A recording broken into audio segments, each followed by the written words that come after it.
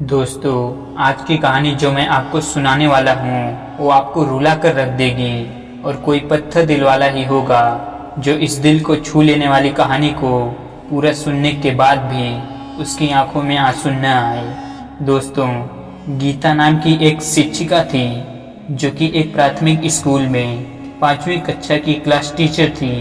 दोस्तों, उस शिक्षिका की एक आदत थी कि वो हमेशा अपने क्लासरूम में आते ही क्लास के सभी बच्चों को लव यू ऑल बोला करती थी। लेकिन वह शिक्षिका अंदर ही अंदर जानती थी कि वो सत्य नहीं बोल रही है, क्योंकि वह शिक्षिका अपने क्लास के सभी बच्चों से एक जैसा प्रेम नहीं करती थी। दोस्तों, उस क्लासरूम में एक ऐसा बच्चा था जो उस शिक्षिका को बिल्कुल भी पसंद नहीं था और उस बच्चे का नाम संजू था। संजू हर रोज बहुत खराब स्थिति में स्कूल में आ जाया करता था, यानी कि संजू के बाल हर रोज खराब होते थे, शर्ट के कॉलर पर मैल के निशान और उसके जूतों की बद्दी हर दिन खुले हुए रहते थे। पढ़ाई के दौरान भी संजू का ध्यान कहीं और ही रहता था। जब उसकी मैडम उसको डांटती थी तब वह चौंक कर उन्हें देखता था, मगर संजू की खाली खाली नजरों से यह साफ पता चलता था कि संजू शारीरिक रूप से क्लासरूम में उपस्थित होने के बावजूद भी वह मानसिक रूप से कहीं और ही है, यानी कि प्रेजेंट बॉडी एब्सेंट माइंड। धीरे धीरे उस शिक्षिका को संजू से बहुत नफरत सी होने लगी और क्लासरूम में घुसते ही संजू अपनी शिक्षिका की आलोचनाओं का निशाना बनने लगता था। दोस्तों, सब बुराई के उदाहरण संजू के नाम पर किए जाते थे और क्लासरूम में स्थित सभी बच्चे संजू पर खिलखिला कर हंसते रहते थे और उस शिक्षिका हर रोज संजू को अपमानित महसूस करके संतोष प्राप्त करती रहती थी और संजू ने भी कभी किसी बात का कभी कोई जवाब भी नहीं दिया। दोस्तों, एक बेजान पत्थर की तरह संजू उसकी मैडम को लगता था, जिसके भीतर आत्मा नाम की कोई चीज ही नहीं थी। संजू अपनी मैडम की प्रत्येक डांट और सजा के जवाब में वो उन्हें बस खाली नजरों से देखता रहता था और अपना सिर झुका लेता था। अब मैडम को संजू से गंभीर नफरत हो चुकी थी।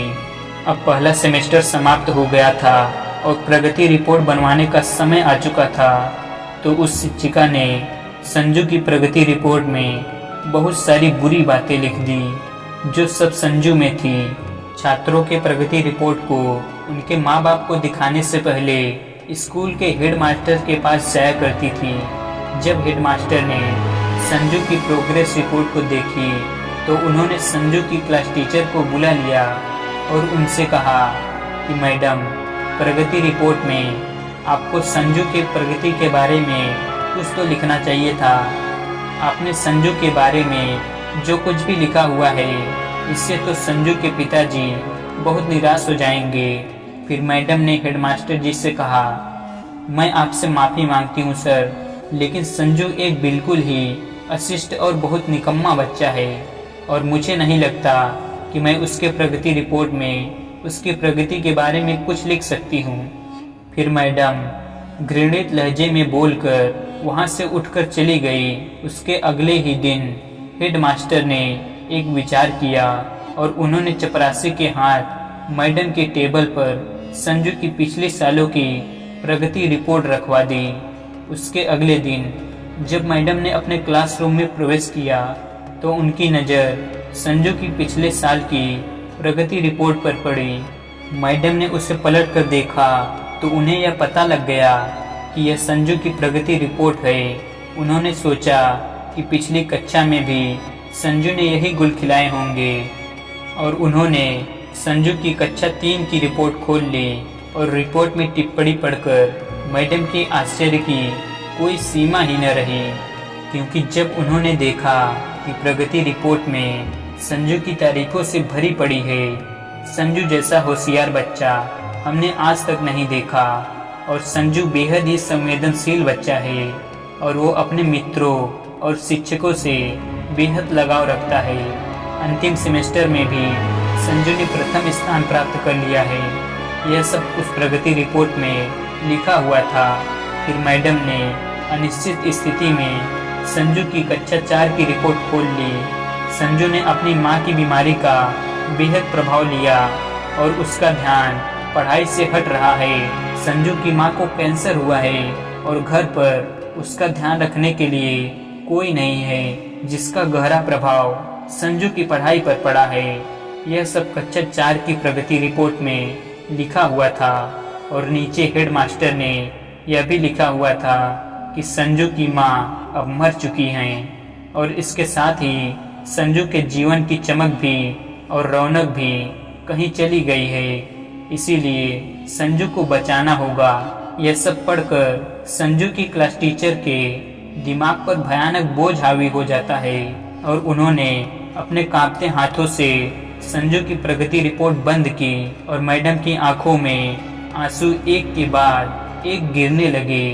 उसके अगले ही दिन संजू की मैडम जब अपने क्लासरूम में आई तो उन्होंने अपनी आदत के अनुसार अपना हर रोज का वो वाक्यांश आई लव यू ऑल फिर से दोहराया।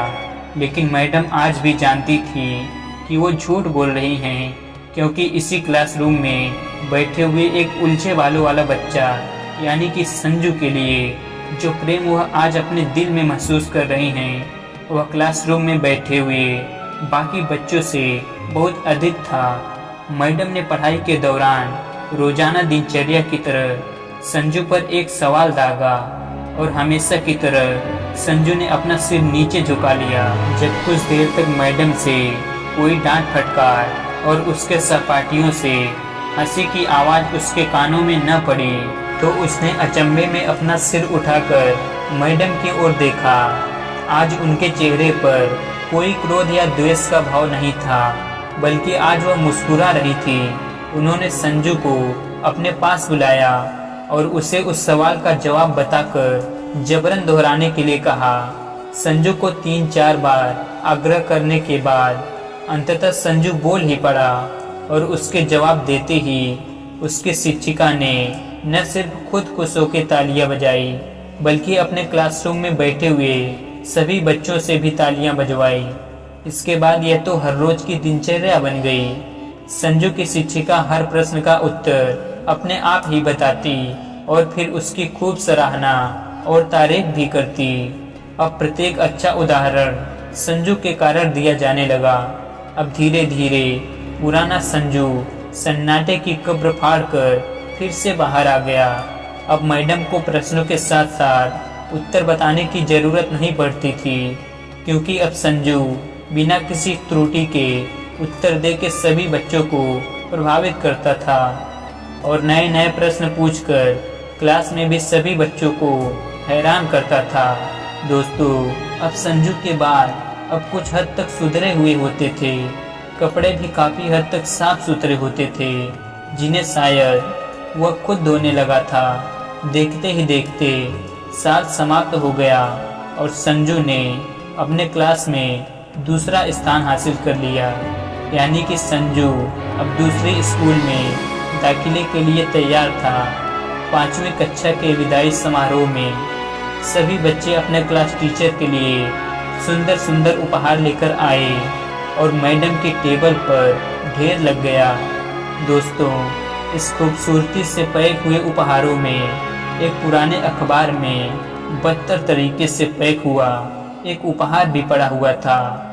बच्चे उसे देखकर हंस रहे थे और किसी को यह जानने में देर न लगी कि उपहार संजू ने ही लाया होगा। मैडम ने उपहार के उस छोटे से पहाड़ में से लपक कर संजू के द्वारा लाए हुए उपहारों को निकाल लिया और उसे खोलकर देख लिया। उस उपहार के अंदर एक महिला के द्वारा यूज करने वाली इत्र की आधी यूज की हुई शीशी थी और एक हाथ में पहनने वाला एक बड़ा सा कंगन था, जिसके ज्यादातर मोती झड़ चुके थे। मैडम ने चुपचाप उस इत्र को खुद पर छिड़का और हाथों में उस बड़े से कंगन को पहन लिया।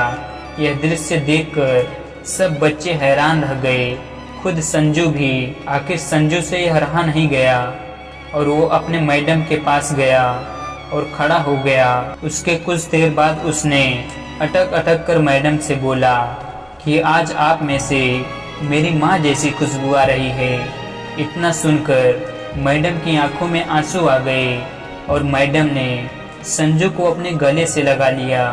और अब संजू दूसरे स्कूल में जाने वाला था और अब उसने दूसरे स्कूल में दाखिला भी ले लिया था। समय बीतने लगा, दिन सप्ताह, सप्ताह महीने में और महीने साल में बदलते गए। लेकिन हर साल के अंत में मैडम को संजू से एक पत्र नियमित रूप से प्राप्त होता था, जिसमें लिखा हुआ होता था, इस साल मैं कई नए शिक्षकों से मिला, लेकिन मैडम आप जैसा कोई नहीं था। फिर संजू की पढ़ाई समाप्त हो गई और पत्रों का सिलसिला भी समाप्त हो गया। कई साल गुजरने के बाद मैडम अपने काम से रिटायर हो गई। एक दिन मैडम के घर में अपनी मेल में संजू का पत्र मिला, जिसमें लिखा हुआ था, मैडम इस महीने के अंत में मेरी शादी है और आपके बिना शादी की बात भी मैं नहीं सोच सकता। एक और बार, मैं अपने जीवन में बहुत सारे लोगों से मिल चुका हूँ, पर आप जैसा कोई नहीं मिला। आपका डॉक्टर संजू। उस पत्र के साथ में विमान से आने जाने का टिकट भी उस लिफाफे में मौजूद था। मैडम खुद को हरगिज न रोक सकी। उन्होंने अपने पति से शादी में जाने की अनुमति ली और वह संजू के शहर को जाने के लिए रवाना हो गई। शादी के दिन जब वह शादी की जगह पर पहुंची तो वह थोड़ी लेट हो चुकी थी। उन्हें लगा कि शादी का समारोह तो समाप्त हो चुका होगा, लेकिन यह देखकर उनके आश्चर्य की सीमा ही न रही कि शहर के बड़े बड़े डॉक्टर, बिजनेसमैन और यहाँ तक कि वहाँ पर शादी कराने वाले पंडित जी भी थक गए थे कि आखिर शादी में ऐसा कौन आना अभी बाकी है। लेकिन संजू विवाह समारोह में विवाह के मंडप के बजाय गेट की तरफ टकटकी लगाए अपने मैडम के आने का इंतजार कर रहा था। फिर सबने देखा कि जैसे ही एक बूढ़ी औरत ने गेट से प्रवेश किया, संजू ने उसकी ओर लपका और उनका वह हाथ पकड़ा जिसमें उन्होंने अभी वह कंगन पहना हुआ था और उन्हें सीधा मंच पर ले गया। संजू ने अपने हाथ में माइक पकड़कर कुछ यूं बोला, दोस्तों आप सभी हमेशा मुझसे मेरी माँ के बारे में पूछा करते थे और मैं आप सबसे वादा किया करता था कि जल्दी ही आप सबको उनसे मिलाऊंगा।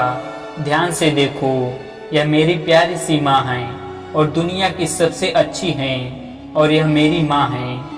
दोस्तों मैं आशा करता हूँ आज की कहानी आपको ज़रूर पसंद आई होगी और अगर हाँ तो कमेंट सेक्शन में ज़रूर बताएं और अच्छी लगी तो इस चैनल को सब्सक्राइब करना ना भूलें।